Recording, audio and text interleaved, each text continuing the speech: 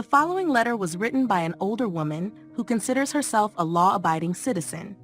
She doesn't have a criminal record, but was treated like a criminal by the Phoenix Police Department. Unfortunately, this interaction was not recorded. The reality is that every day, hundreds, maybe thousands of similar encounters with law enforcement agents all across the country are not recorded, and they should be. Always film the police. Cops lie. Cameras don't. I'm a 69-year-old senior citizen. I was harassed by a Phoenix police officer when he pulled me over for a minor traffic stop, when my vehicle blew clouds of smoke out the back end in traffic. The first words out of his mouth were, "Ma'am, I need you to roll your window down." I tried to explain that the motor on the window was broken and that the window was stuck in the up position. However, all the other windows were down. It was warm outside.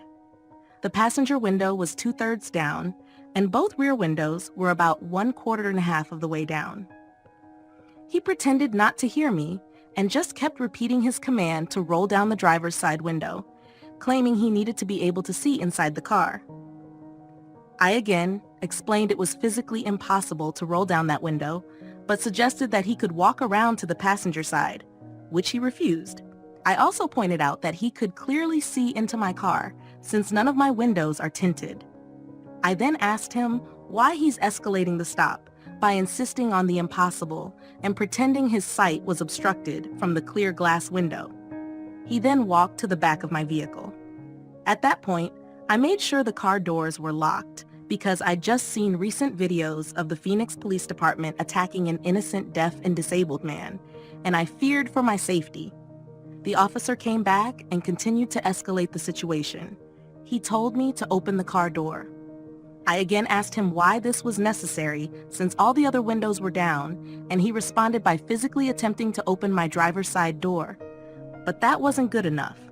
He then reached through the back window to attempt to unsuccessfully unlock my door. I offered to give him my DL and registration, but he refused, claiming I may have a weapon in the car.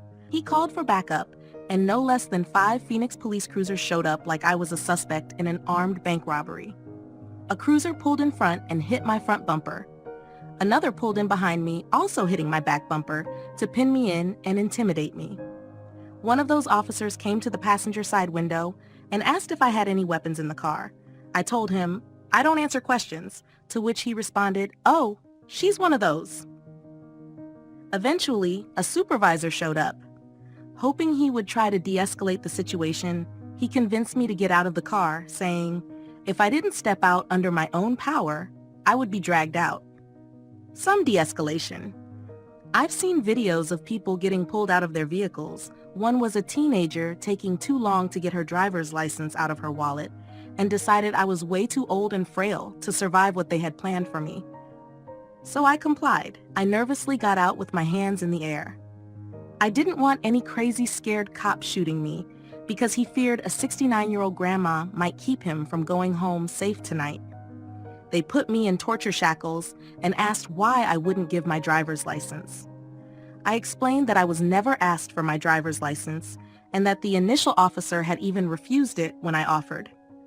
I explained the only command I refused was to roll down my window, which was broken. I told them I was scared of getting out of the car because the first cop was behaving irrationally and seemed to be intentionally and unnecessarily escalating the situation. After having seen news station videos for the past few weeks of the Phoenix Police Department's abuse of the deaf and disabled man, I truly feared for my safety. Was I going to make it out of this situation alive? I complied after the supervisor seemed to have taken over and the original officer was out of my sight. They let me out of the handcuffs and asked for my driver's license, registration, and insurance, to which I complied. The original officer wrote me a citation for the traffic offense and said he won't be criminally charging me. What would he have charged me for? Not rolling my window down? I honestly believe that first officer and his buddies who arrived later on the scene were intentionally trying to escalate or upgrade a minor traffic stop into something more costly. It's almost like the first cop was fishing for something in order to slap me with a heavier charge. I don't know whether it was because he was on a power trip or whether the Phoenix Police Department has quotas or promotions for upgrading stops so they can make more money. I don't know if he was doing it so he could get a pat on the back or a plaque on the wall or a promotion. What I do know is that I regret not recording the incident. They say if you didn't record it, it didn't happen. Never be in a situation with cops where you're not recording. Always film the police. Your recording could be the difference between you going to jail or going free.